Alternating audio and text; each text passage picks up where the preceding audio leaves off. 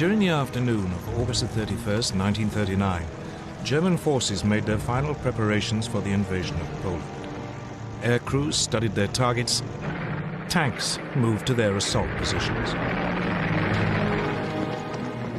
Then, in the early hours of September the 1st, German soldiers dressed in Polish uniforms attacked a radio station on the German side of the border, leaving behind some bodies.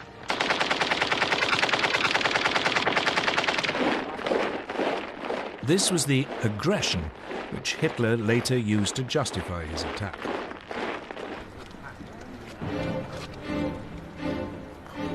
At 8 that morning, German troops pushed aside the Polish frontier barriers and mobile forces raced forward.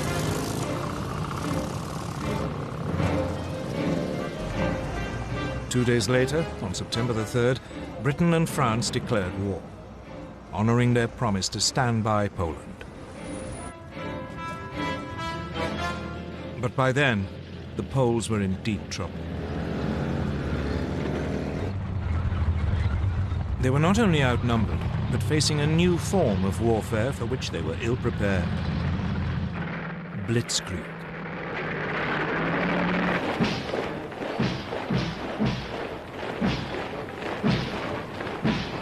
In 1939, the German army consisted of 1.5 million men. Its elite were the panzers, tanks, 6 armored divisions and 4 light divisions intended for reconnaissance, a total of 2,400 tanks. These had been designed to break through an enemy's defenses and strike deep, cutting communications and spreading confusion. Enemy strong points would be bypassed, left to the following infantry to mop up.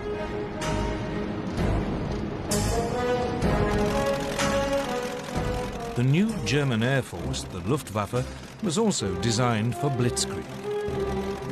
It had 2,500 aircraft lined up against the Poles. The most notorious was the Junkers Ju-87 Stuka dive bomber. It was a form of flying artillery, making pinpoint attacks in support of the fast-moving ground forces. The Poles could muster just 600 planes. On the ground, it was just as bad. Poland's army was just 500,000 strong. It had only 880 tanks. It even had 11 brigades of cavalry, lances and horses against army. But it wasn't just numbers that gave the Germans their advantage. They used their panzers in a radically new way, as separate, hard-striking units. The Polish tanks were dispersed to support their infantry. The Poles' task had been made even more difficult by the German takeover of Czechoslovakia. The west of the country, including the capital Warsaw, was now surrounded on 3 sides by German-controlled territory. This geographical advantage was essential to Germany's grand plan. The task of the first thrust of the tanks was to create an initial breakthrough. But actually winning the war depended on deep pincer movements designed to surround and crush the enemy. These would come from Army Group North under General Fedor von Bock. He would launch 2 thrusts from northeast Germany and East Prussia. Army Group South under General Gerd von Rundstedt would launch 2 more from Silesia and Slovakia. The aim would be for the pincers to meet near Warsaw and Brest-Litovsk.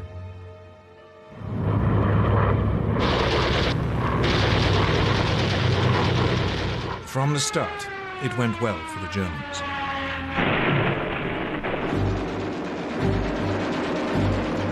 The Polish Air Force was effectively eliminated within the first 2 days.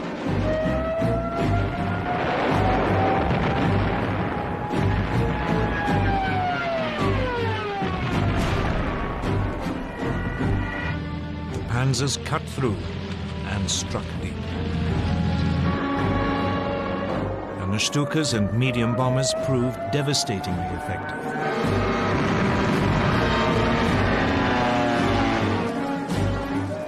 The Poles were sliced apart, pinned into pockets which yielded vast numbers of prisoners.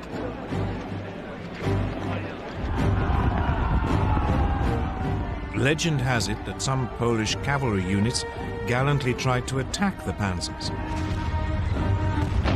but it was futile.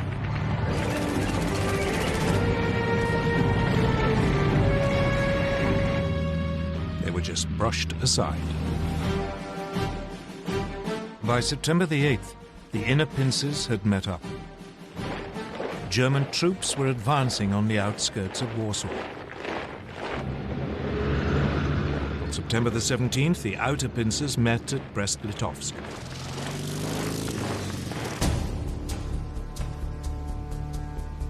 On the same day, Soviet forces crossed the eastern Polish frontier as part of the agreement reached between Hitler and Stalin in the Nazi-Soviet pact.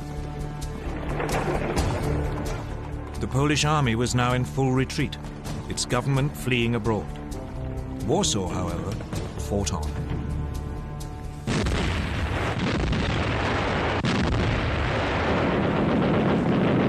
Its defenders rejected a German offer to surrender, so the full fury of the German war machine was turned on it.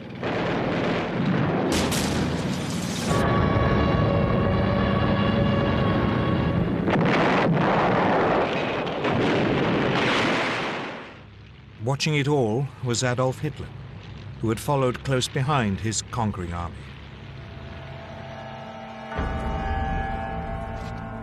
On September the 27th, Warsaw surrendered. The next day, the victors carved Poland up according to the Nazi-Soviet pact. The Soviet Union annexed slightly over half the country to the east. Germany took the rest. Both regimes began rounding up anyone who might present a danger in future. Many were murdered. And for the first time, the Germans revealed how they would behave against those peoples in Eastern Europe whom they considered inferior. They sent in the Einsatzgruppen, special SS squads, to round up Jews.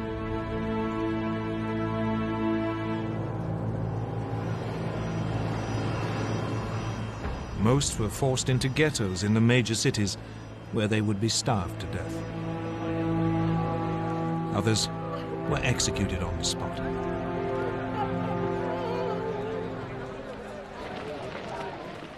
This was not, however, the end of the Polish army. More than 50,000 troops escaped and eventually reached France. There, a provisional government had been formed by General Władysław Sikorski. The Poles would fight on bravely from abroad.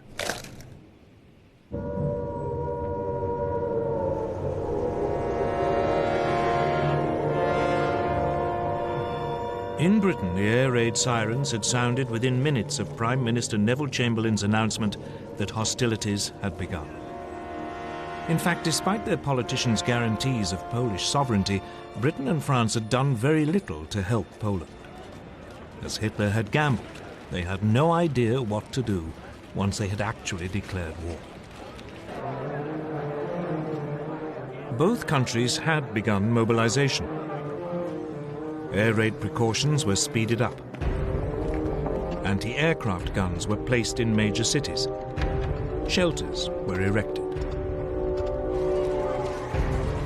Soon, children were being evacuated. Everyone had to carry gas masks, and a blackout was introduced.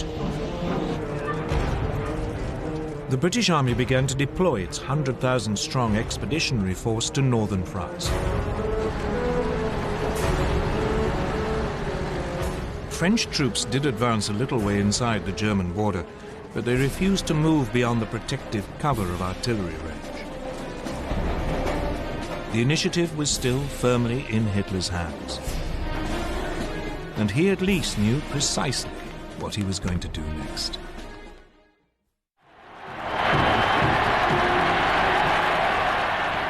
The Blitzkrieg against Poland had been a stunning success for Adolf Hitler. He had subdued an entire country in less than 4 weeks, and he was hungry for more. So he ordered his generals to plan to attack the British and French in November 1939, less than 2 months after the fall of Poland. His general staff was appalled. The bulk of the German army was still out east and had to be moved west. And there had been some serious losses in the Polish campaign. Lessons had to be learned. Polish anti-tank guns had destroyed a division's worth of the lightly armored panzers. A quarter of the aircraft used had been lost. The panzers were too light and unreliable, and they had frequently outrun both their supply columns and the marching infantry. Reluctantly, after furious arguments, Hitler agreed to wait until the following spring.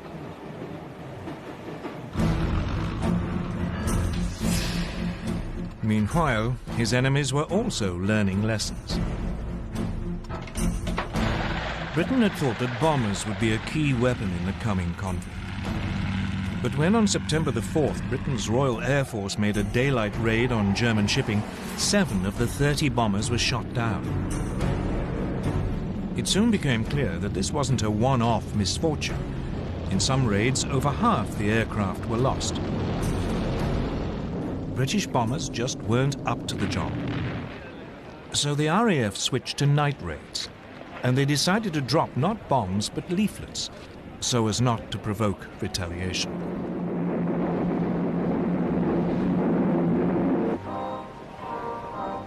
So, with the Blitzkrieg stalled and the air war quiet, the focus now went to the one remaining arena, the sea. Germany's navy was still in the middle of an ambitious building program that wasn't due to finish until 1948.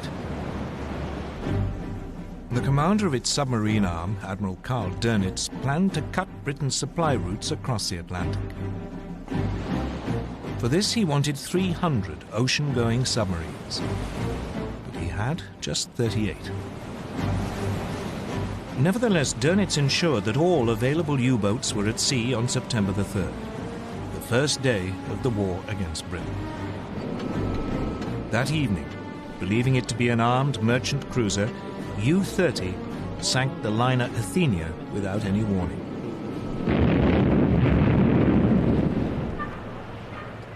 A 112 lives were lost, including 26 American citizens. The Royal Navy dwarfed its German counterpart. It had 12 battleships. Germany had none. It had 5 aircraft carriers. Germany, again, had none. So after the Athenia, Britain declared a total blockade of German ports. But for all its size, the Royal Navy had too few escort vessels. Many merchant ships had to sail alone. And by the end of 1939, more than 100 had been sunk. It quickly became apparent that the British had woefully underestimated the submarine threat. On September the 17th, U-29 sank the British aircraft carrier Courageous.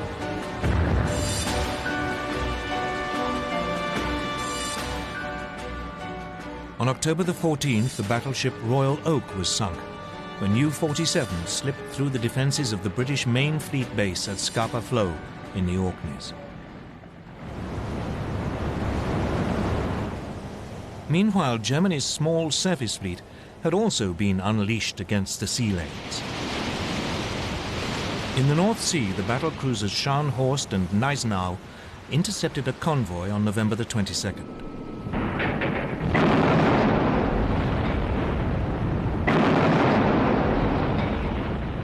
They sank its escort, the armed merchant cruiser Rawalpindi.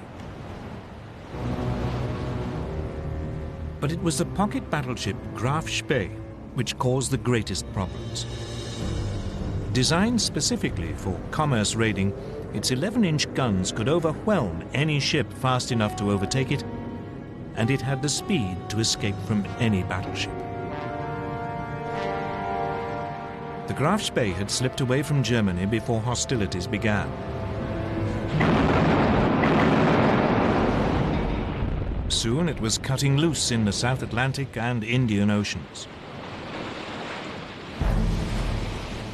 Finally, 3 British cruisers, Exeter, Ajax and Achilles, intercepted it off the River Plate on the east coast of South America.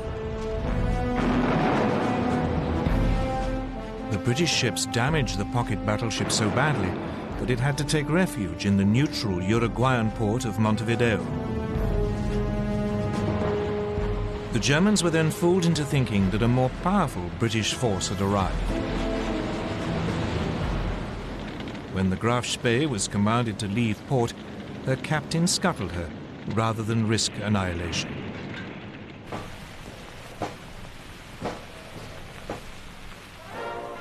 Back home, the Royal Navy crews were feted as heroes.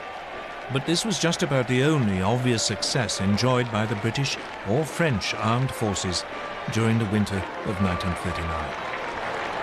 Though the British did enjoy one secret victory in the technological war, which was to prove vital.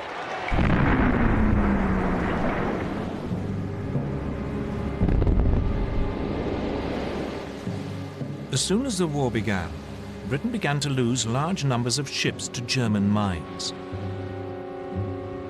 What was so mysterious was that the ships didn't seem to have actually struck them.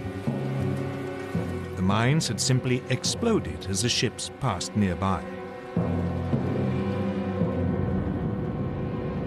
Then, on the night of November the 22nd, 1939, a German plane was spotted dropping a mine at low tide in the Thames estuary. Disarmed and rescued from the mud, the mine was found to be set off by the magnetic signature of a ship passing close by. The solution was to reduce a ship's magnetic signature by hanging a copper cable round the hull and then passing an electric current through it, a process called degaussing. Once degaussing was applied to all ships, the danger from the magnetic mine was massively reduced. But otherwise, as 1940 began, the war was quiet. The two sides did little during the winter except to patrol, train, and try to keep warm, for it was a particularly cold one. An American journalist called it the phony war. For the Germans, it was the Blitzkrieg.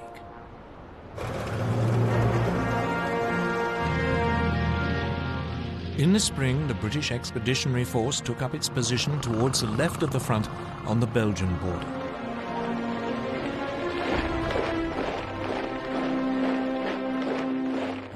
But it was dwarfed by its French ally. France had some 100 divisions along the Belgian and German frontiers or in reserve nearby. This imbalance meant that the British commander, Lord Gort, had to go along with the ideas of the French general Maurice Gamelin. And these were entirely defensive. French hopes were pinned on the massive ramparts of the Maginot Line. A series of fortifications, it ran from Switzerland to Belgium along the French-German border. The Maginot Line was considered to be completely impassable and would ensure that French territory remained safe. But otherwise, the Allies had no idea of how actually to defeat Germany. Instead, they brought up their forces and prepared for a repeat of World War I. They would blockade Germany to sap its strength, and they would dig in, ready to grind down the assault which they knew must come. None of their commanders seemed to consider that the Germans might have totally different ideas, or that the next moves might come in a completely different arena. Scandinavia.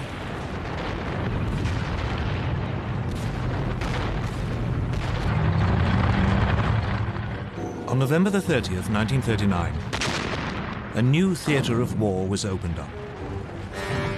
The Soviet Union invaded its tiny neighbor, Finland. Finland had only achieved independence from the Russians in 1918 and hated them. Soviet dictator Joseph Stalin was convinced that one day the Finns might allow the Germans in to attack Leningrad and the vital Arctic port of Murmansk. The Red Army outnumbered its Finnish opponents by more than 10 to 1. The invasion should have been a walkover. But its leadership had been devastated by Stalin's terrible purges. The Finns were led by General Gustav Mannerheim. He fought back using hit-and-run tactics amid the deep snow, often on skis. The Soviet troops, confused and poorly led, suffered massive losses. Finland's gallant resistance caught the imagination of the British and French. Soon they were planning to send help via Norway and Sweden. The fact that this might suck two neutral countries into the war was ignored.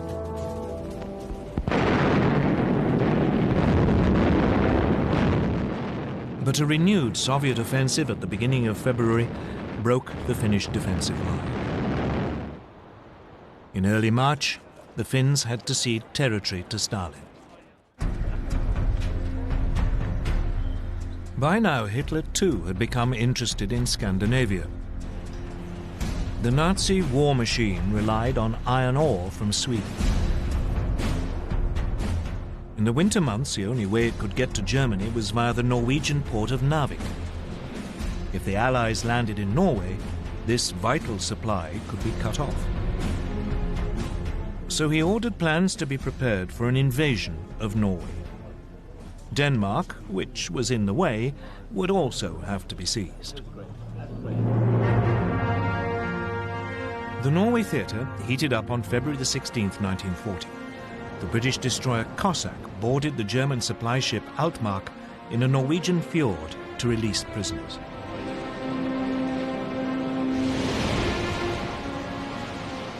Then, on April the 9th, German troops began landing at 5 ports: Oslo, Kristiansand, Bergen, Trondheim, and Narvik. At the same time, men of their newly formed German parachute division seized Stavanger and Oslo airfields. The Norwegian defenders were swiftly overwhelmed,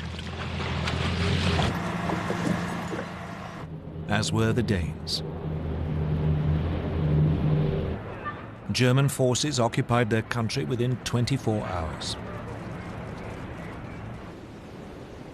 In Norway, the Germans moved swiftly to link up their beachheads and seize all the major towns. In the air, the Luftwaffe had total control. The Allies now responded. A landing force was dispatched to recapture Narvik. French and Norwegian forces achieved this on May the 28th. But a substantial German force was now approaching. So 6 weeks later, the Allies abandoned Norway to its fate.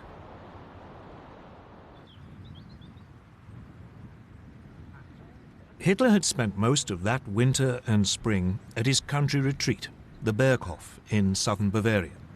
For him, the events in Scandinavia were a sideshow. Instead, he was preparing for his next major Blitzkrieg against Britain and France. The first plan his generals brought him had a familiar ring to it. The Germans would advance into Belgium, aiming to swing down towards Paris. It was a repeat of the Schlieffen Plan, which the Germans had used at the start of World War I. The Allies were expecting this, and their main strategic discussion was how to prepare for it. When the Germans attacked, the Allies planned that their forces west of the Maginot Line would swing forward into Belgium to hold them on the shorter and more defensible line of the rivers Dyle and Meuse.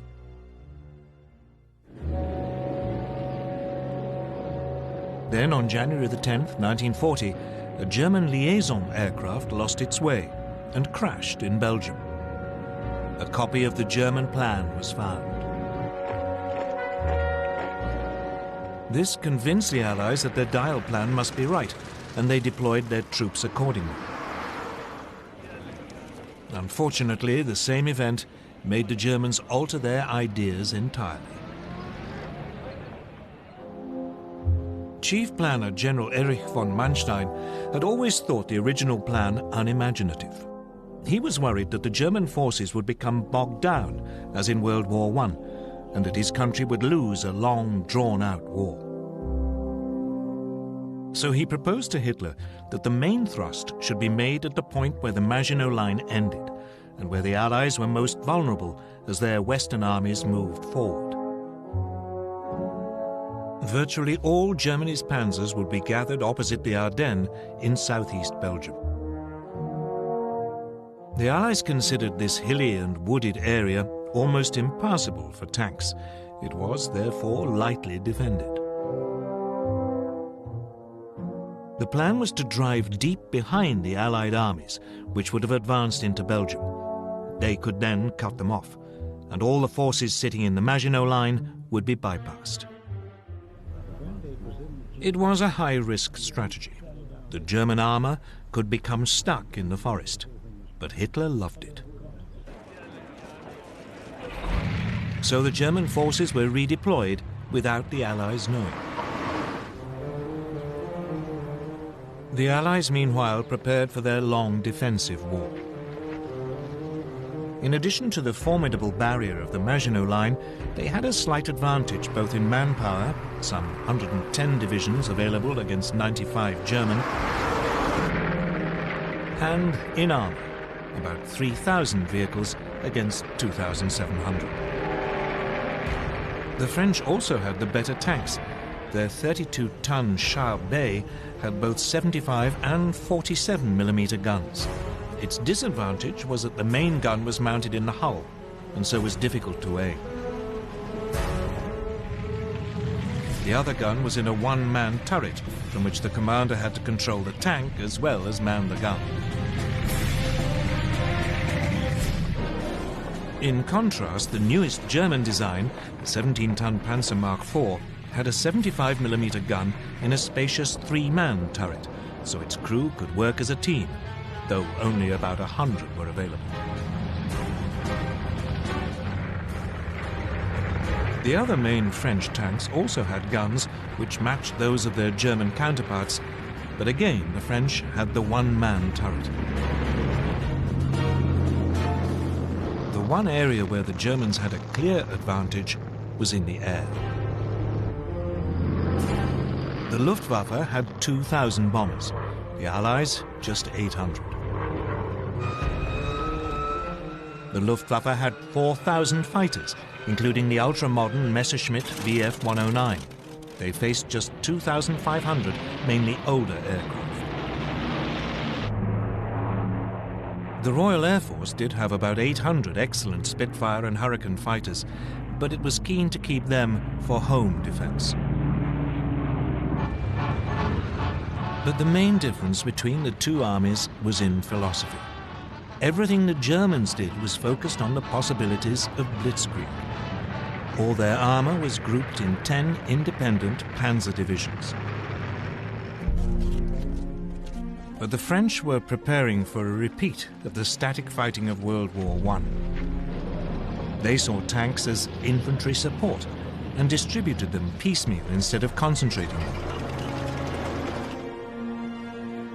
They had noticed the success of Germany's panzers in Poland, so they were assembling 3 armored divisions. But by the start of hostilities, none was fully operational. 2 totally different ways of military thinking were about to go head-to-head. Blitzkrieg against static warfare.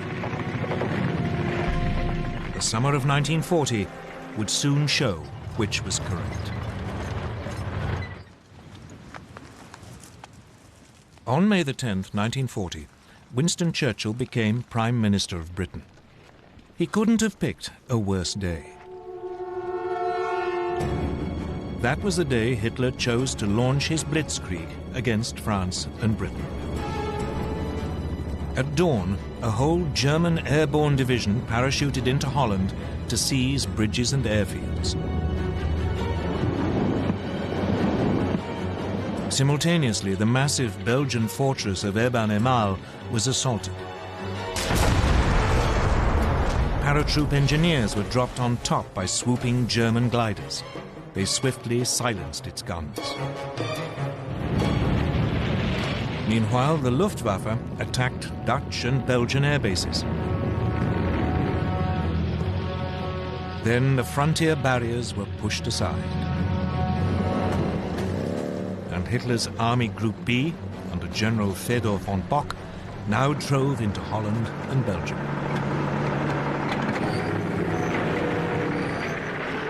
As planned, the French and British armies along the Belgian border moved forward to their new defensive line along the Dyle and Meuse rivers.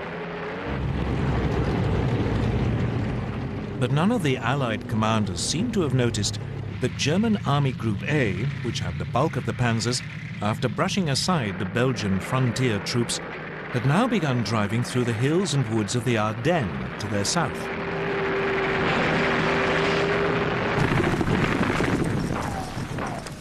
Meanwhile, the Germans were pushing rapidly through Holland.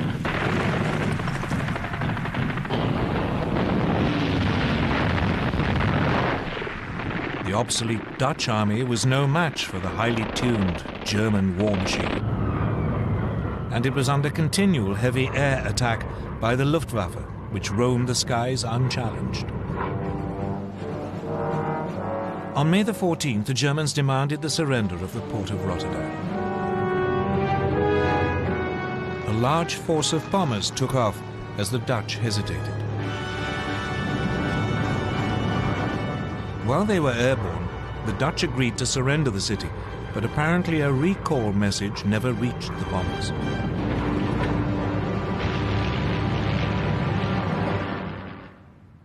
Rotterdam was devastated. The Dutch capitulated the next day.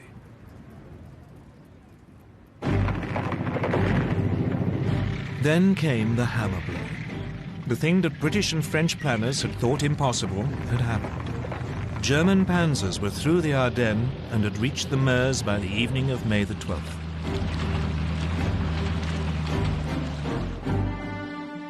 Among the first to arrive at Sedan, well north of the Maginot Line, were the men of the 19th Panzer Corps, commanded by General Heinz Guderian, fresh from the triumphs in Poland.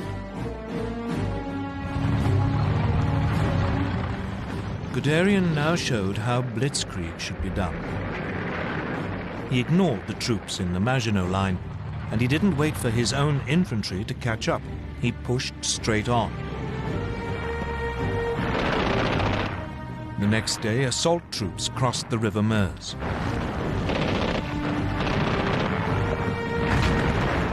Engineers began building bridges for the armor while under heavy French fire.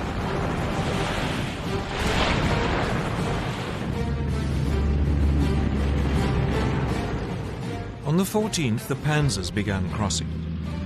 That evening, Guderian's bridgehead was 8 miles deep. The French troops, stuck in the Maginot Line, were too immobile to intervene. Allied bombers made despairing attempts to destroy the German bridges.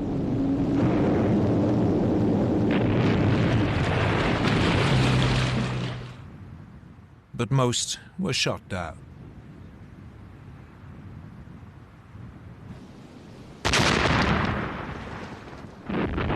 All the while, German artillery pounded the French defenses while the Stukas screamed in.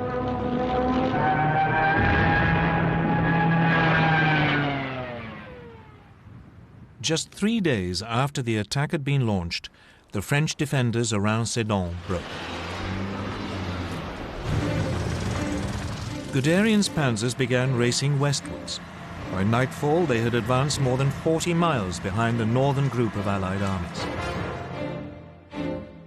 These had been holding firm on the Dial line, but now the French Supreme Commander, General Gamelin, realized that they were about to be encircled. He ordered them to fall back. This sudden decision to withdraw bewildered the Allied troops, who had no idea what was going on behind them. As they fell back, they were hindered by a growing flood of refugees clogging the roads.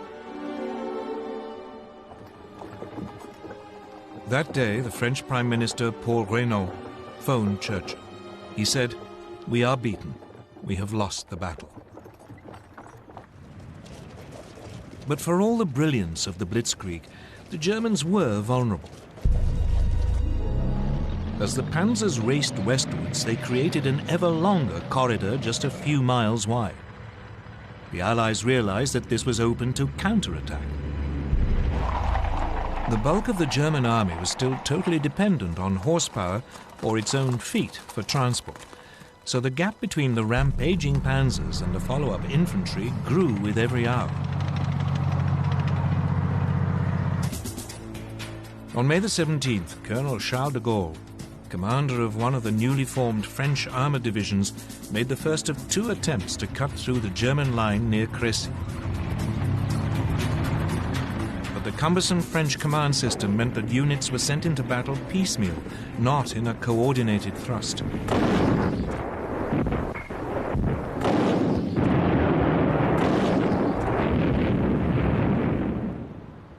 The Germans had little difficulty warding off both attacks, inflicting heavy casualties. It seemed that nothing could now stop Guderian. He plunged on, further and further into France. By the 19th, his lead units were past Péronne. On the 20th, in an extraordinary 56-mile dash, Amiens had been taken by lunchtime. Abbeville, just 14 miles from the English Channel, was seized by 9 that evening. And at midnight, a battalion of the 2nd Panzer Division reached the coast at Noyelles. The Germans had split the Allied front in 2. Everything now depended on whether they could defend this long, thin corridor, or whether the Allies could successfully counterattack.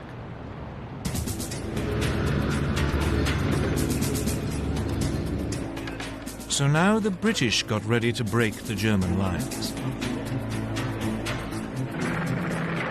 On May the 21st, 2 armoured battalions prepared to launch an attack south of Arras. The British tanks were even more unsuited to fast-moving armoured warfare than the French. Their most effective machine, the Matilda II, had been designed for infantry support. Though well-armoured, it was slow and undergunned.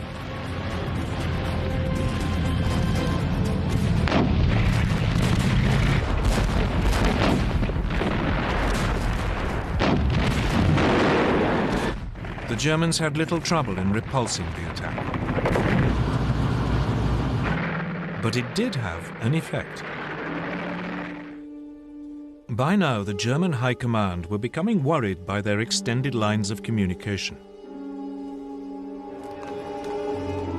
So, for the time being, driving south into the rest of France was put on hold until the infantry had caught up.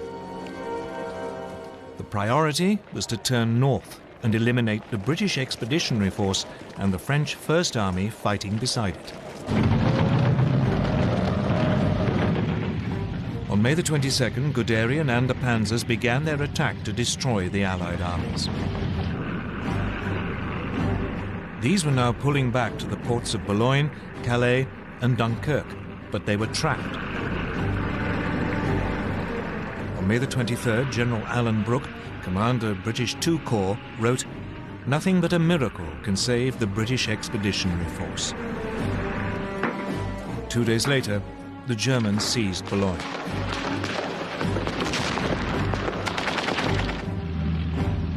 it was beginning to look as if even a miracle would be too late.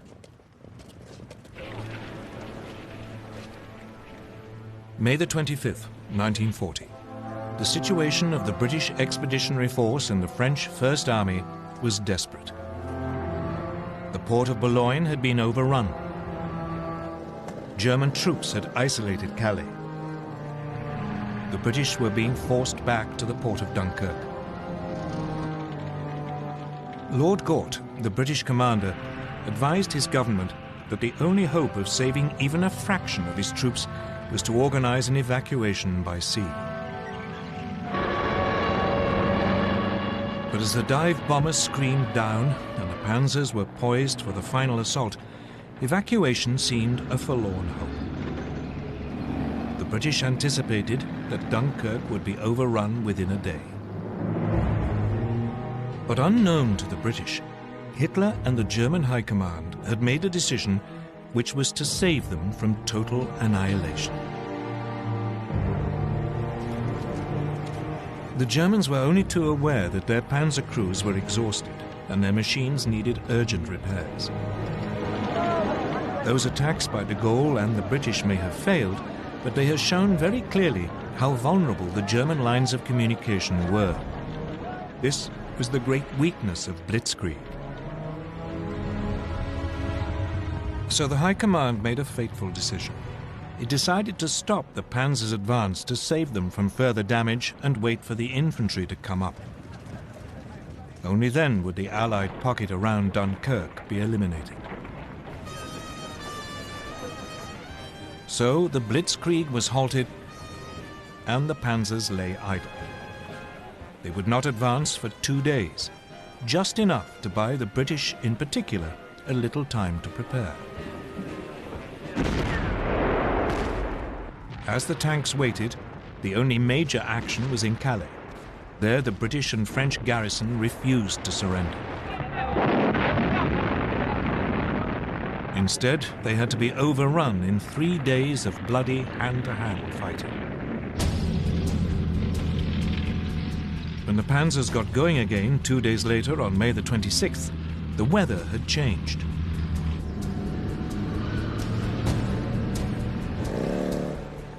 The Germans became bogged down in the heavy rain, again giving the Allies more time. So it was that at 7:57 p.m. on May the 26th, Vice Admiral Bertram Ramsay, flag officer commanding Dover, received a signal that he was to put Operation Dynamo into action. Operation Dynamo was a plan to withdraw the British Expeditionary Force by sea. He had prepared it more in hope than expectation that it could ever be used. The following day, a makeshift fleet of destroyers, tugs, and passenger ferries crossed the English Channel. But by the end of the day, less than 8,000 of the over 300,000 troops at Dunkirk had been rescued.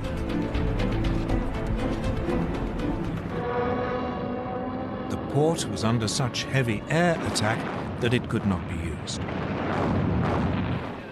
And the ships could not get in close enough to the beaches. So Ramsay now sent out a call for any boats of shallow draft that were over 30 feet long. Hundreds of cabin cruisers, fishing boats and barges were gathered from harbours all over southern England and sent across the Channel, often crewed by their civilian owners. The little ships worked on the beaches of Dunkirk, ferrying troops out to the larger boats waiting to take them to safety.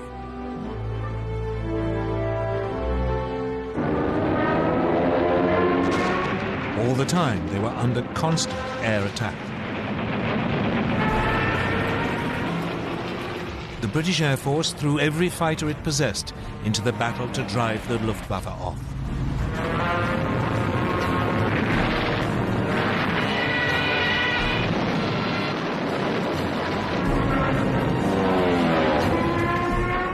Even so, 7 French and 6 British destroyers were sunk, together with 24 smaller warships. A quarter of the 665 small boats never got home.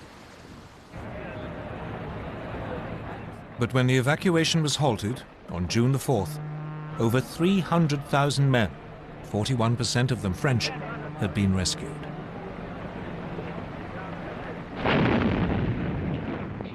None of this would have been possible without the heroism of the French army.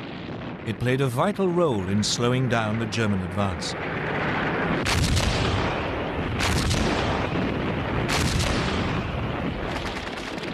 The French rearguard didn't leave its positions around Dunkirk until the last boats had pulled away from the beaches.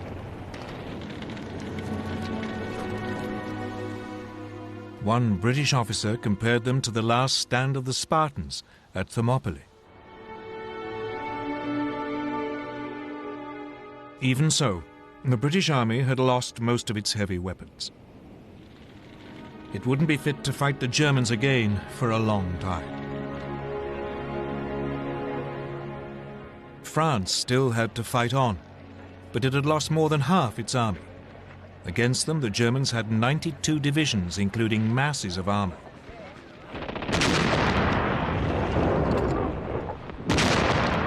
At 4 in the morning of June the 5th, a short bombardment began the final destruction of France.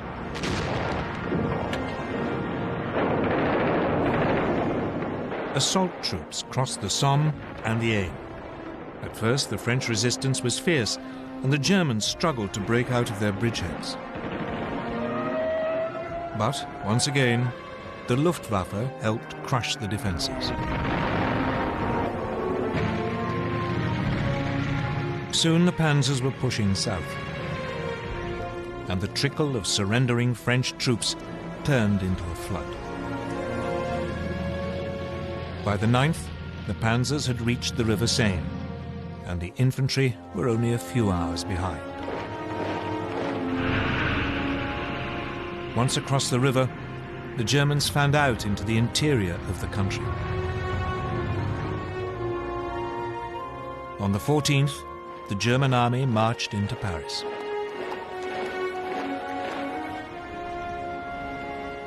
The swastika was raised on the Eiffel Tower.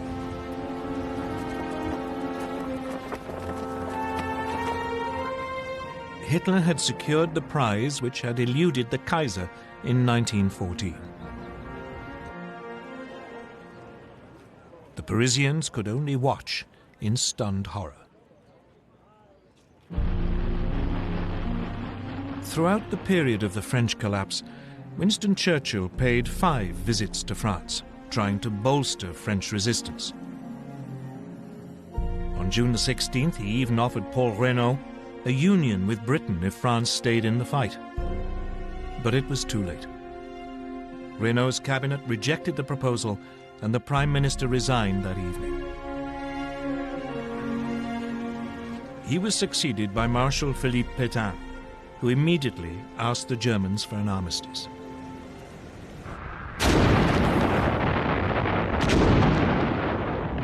It was only now that the Germans finally began to attack the Maginot Line, which had been left isolated. After a heavy artillery bombardment, the French defenders offered only token resistance before the German troops occupied the forts.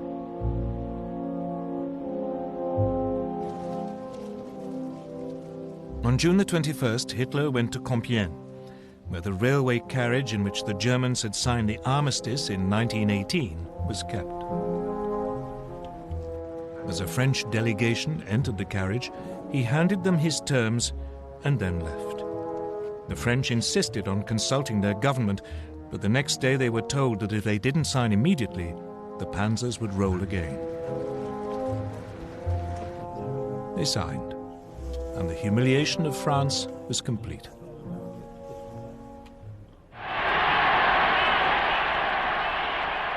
For Hitler, his control of Western Europe seemed absolute. He felt sure that Britain must now seek peace, and that soon he could turn to the next stage of his master plan. But even though the Blitzkrieg had achieved so much so fast, it hadn't won him the war. The British, battered and wounded, had escaped to fight another day.